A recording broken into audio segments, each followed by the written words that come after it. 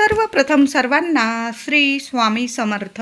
स्वामी महाराजांच्या कृपेने तुमच्या सर्व चांगल्या इच्छा पूर्ण होत ही स्वामींचरणी प्रार्थना करते आणि आजच्या व्हिडिओला सुरुवात करते. 27 ऑगस्ट 2026 गुरुवार दिवशी नारळी पौर्णिमा आलेली आहे.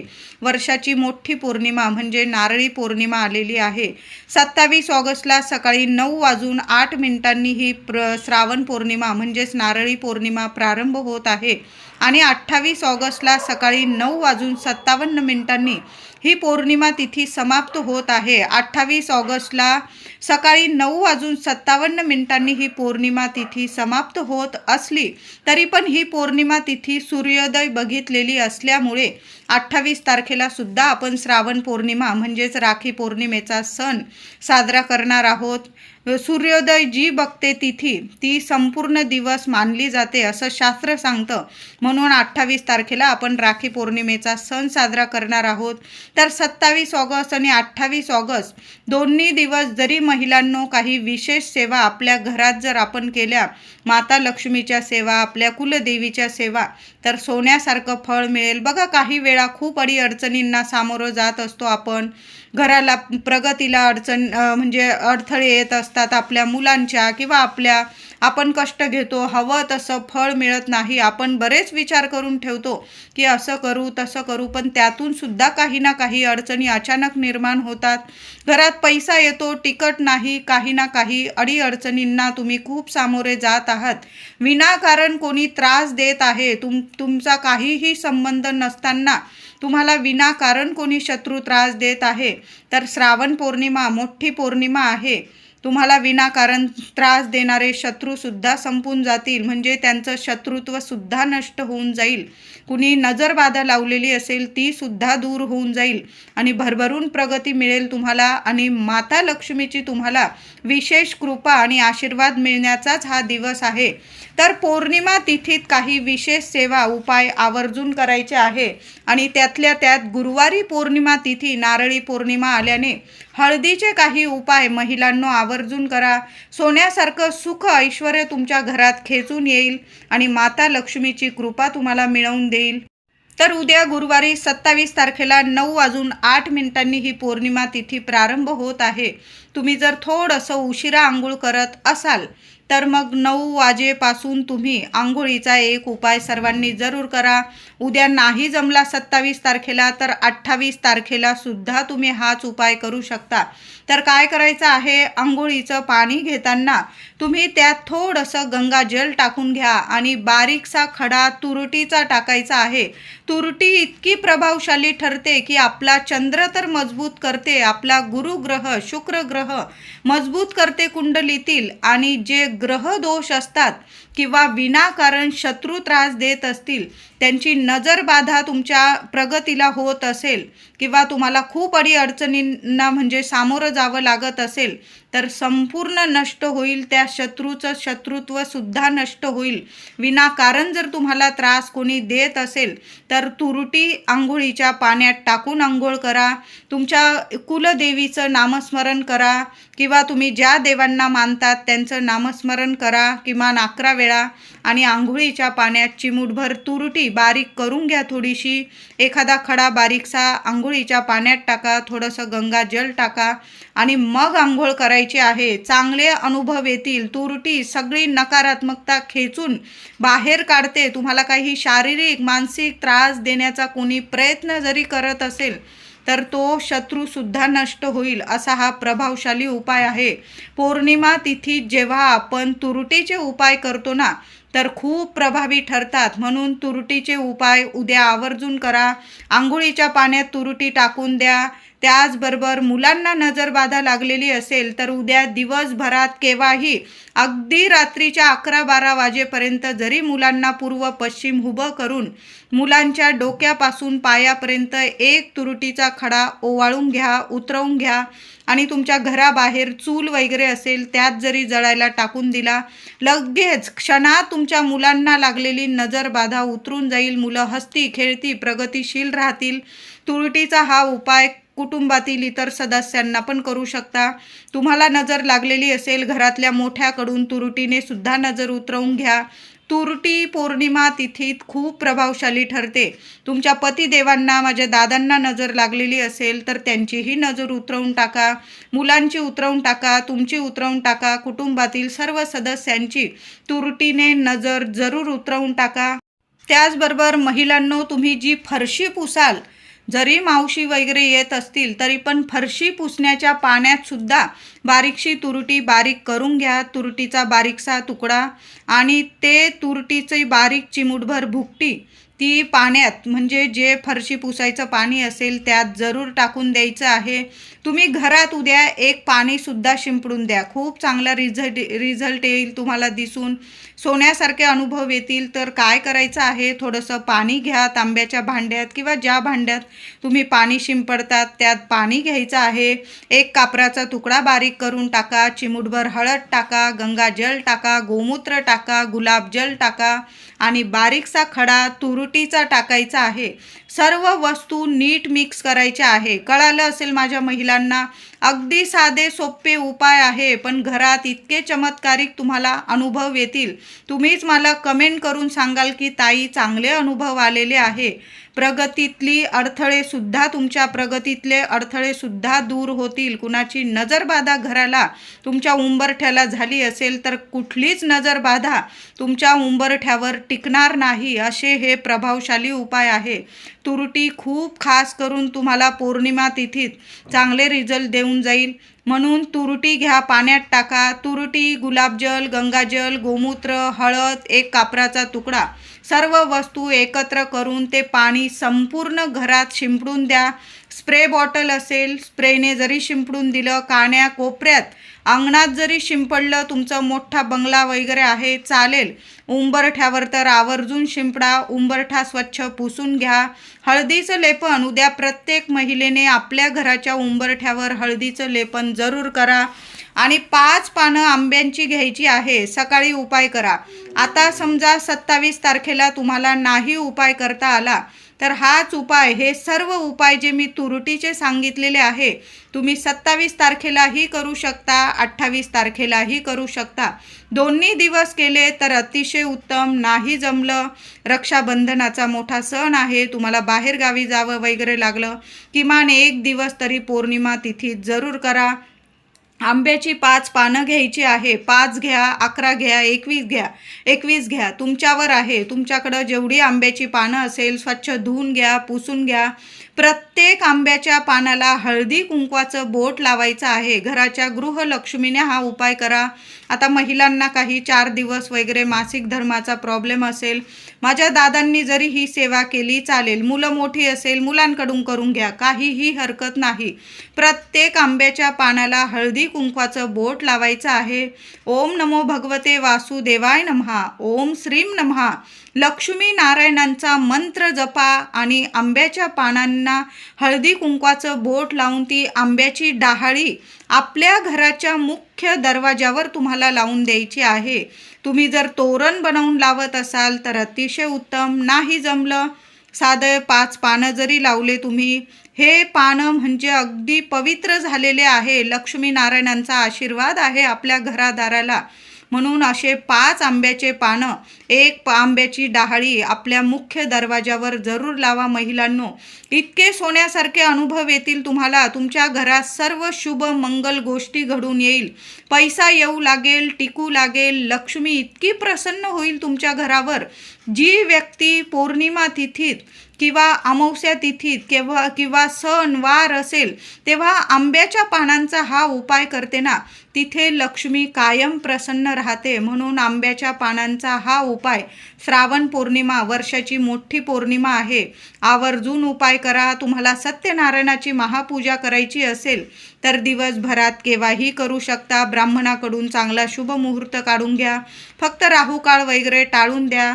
तुम्हाला ब्राह्मण दादा सांगतीलच तुम्हाला कोणत्या काळात कोणत्या वेळात पूजा करायची. उद्याचा दिवस संपूर्ण शुभ आहे. तुम्ही शुक्रवारी सुद्धा सूर्योदय बघितलेली तिथी असणार आहे. शुक्रवार सुद्धा छान आहे. वरद लक्ष्मी व्रत लक्ष्मी नारायणांची एकत्र सेवा तुमच्या घरात होईल. ते घर किती पवित्र असेल तुम्हीच विचार करा. वरद लक्ष्मी व्रत आलेलं आहे. राखी पौर्णिमा, श्रावण पौर्णिमा, शुक्रवारी सुद्धा तुम्ही तुमच्या घरात सत्यनारायणाची महापूजा करू शकता. किंवा तुम्ही रक्षाबंधन आहे, तुम्हाला बाहेर गावी जायचं, मग गुरुवारी 27 तारखेला तर संपूर्ण दिवस रात्र ही पौर्णिमा तिथीच आहे.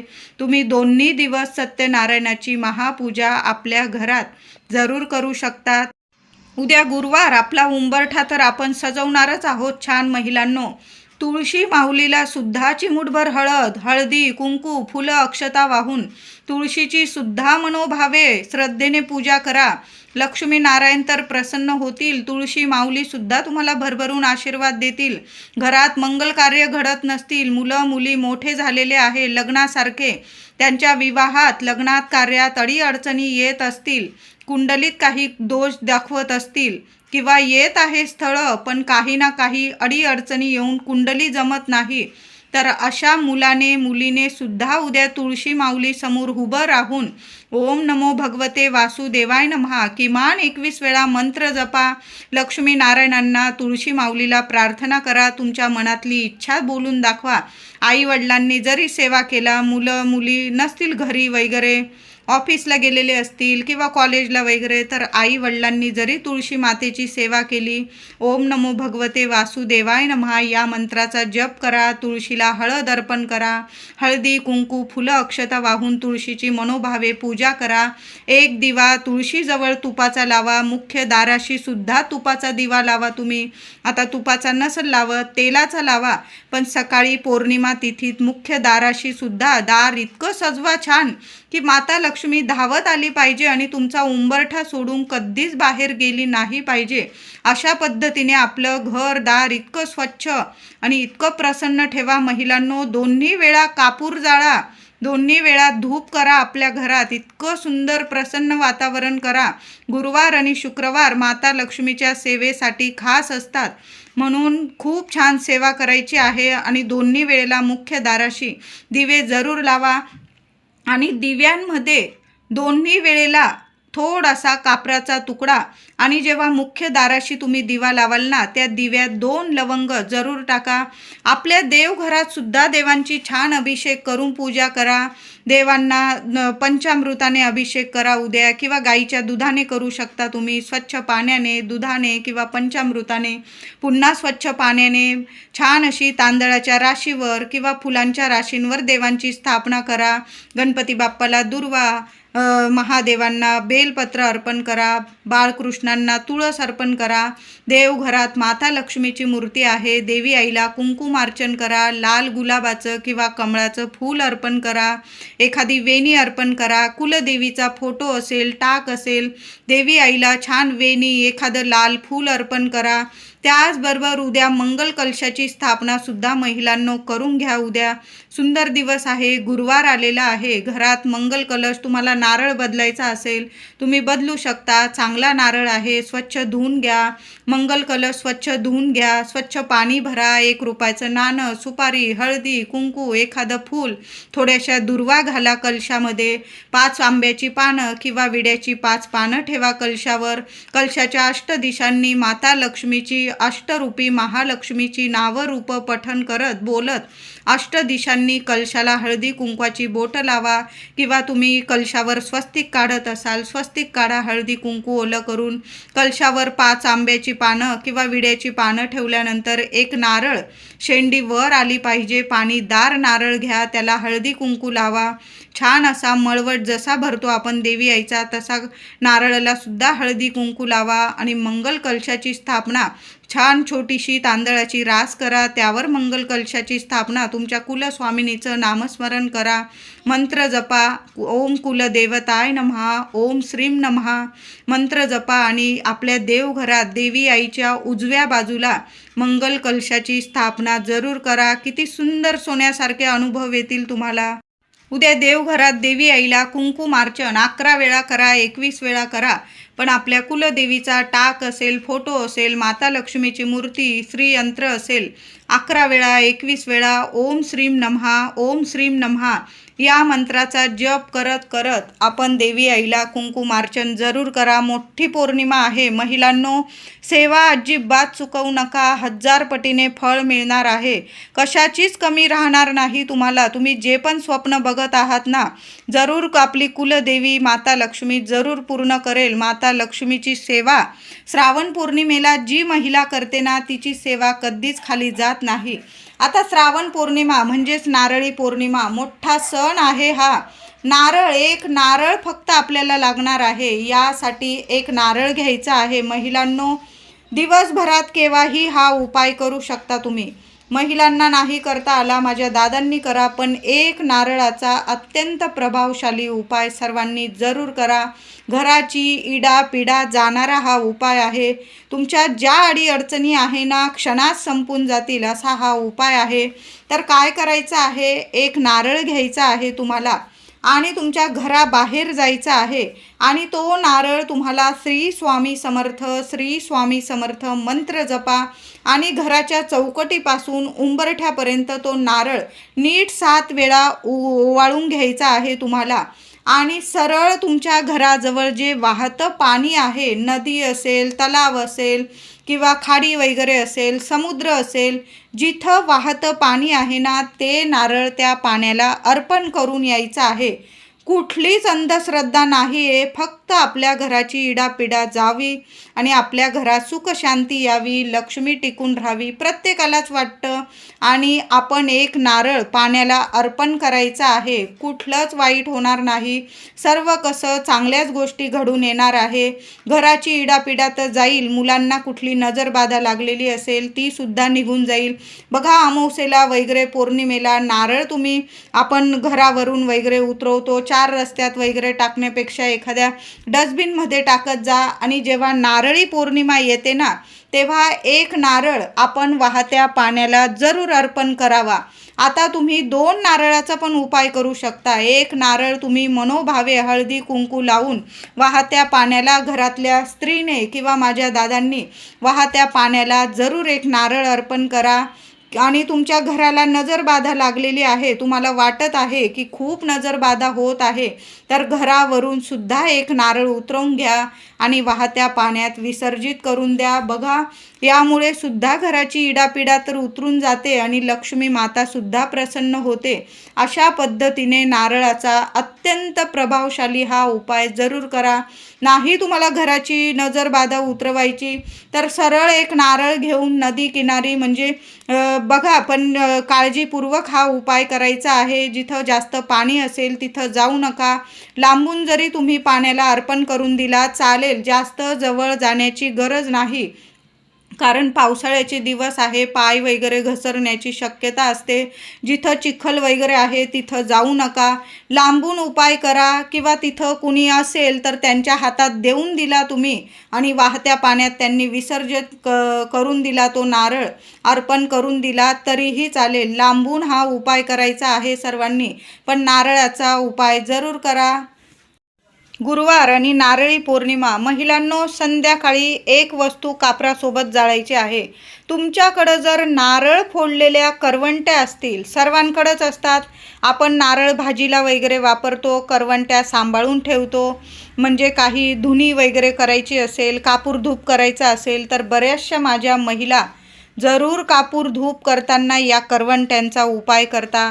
आता नसेल तर साधा कापूर जरी जाळला तुम्ही चालेल, पण करवंट्या असतील नारळाच्या तर ज्या भांड्यात कापूर जाळतात त्यात एक करवंटी छान अशी जाळून घ्या थोडीशी आणि त्यावर भीमसेन कापूर जाळायचा आहे. त्यावर 5 लवंगा चांगल्या फुलाच्या बघून घ्या.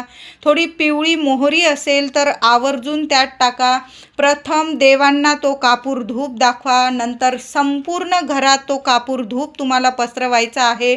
अगदी अंगणात जरी थोडासा फिरवला ना चालेल. तुमच्या घराची इडापिडा, नजरबाधा, वास्तुदोष, पितृदोष, मुलांना काही ग्रहदोष असतील, कुटुंबात कोणाला आजारपण वगैरे किंवा नजरबाधा लागलेली असेल, संपूर्ण निवारण होईल. सुंदर उपाय आहे. सर्व महिलांनी उद्या कापूरसोबत या 2 वस्तू जरूर जाळा. पिवळी मोहरी मिळून जाईल तुम्हाला पूजेच्या दुकानामध्ये.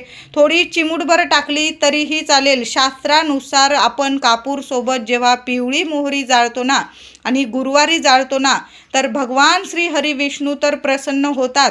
आणि त्या पिवळी मोहरीबरोबर 5 लवंग, 2 लवंग फुलाच्या जाळतो ना, या वासाने, या धुराने माता लक्ष्मी प्रसन्न होते आणि आपल्या घराची संपूर्ण इडापिडा दूर करते आणि आपल्या घरात स्थिर स्वरूपात वास करते. पैशांच्या अडीअडचणी तर कायमच्या संपून जातील.